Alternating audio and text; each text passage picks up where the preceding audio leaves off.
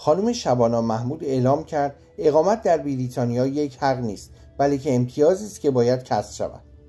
اهم قوانین جدید مهاجرتی بریتانیا که از ماه فوریه 2026 اجرایی خواهند شد به شرح زیر می باشند: اقامت دائم برای افراد با ویزای قانونی از 5 سال به 10 سال افزایش پیدا خواهد کرد.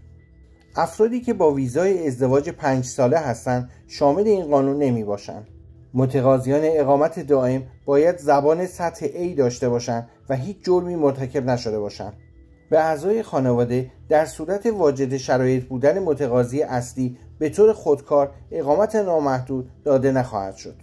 افرادی که به مدت 1 سال کمک‌های دولتی دریافت کرده باشند تا 15 سال و افرادی که بیش از 1 سال کمک‌های دولتی دریافت کرده باشند 20 سال برای دریافت اقامت باید صبر کنند.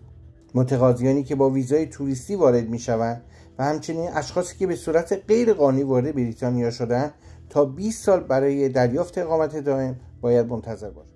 دولت اعلام کرده که استثناءاتی در این زمینه وجود خواهد داشت. به زودی در یک پست جداگانه این استثناءات رو براتون توضیح میدم.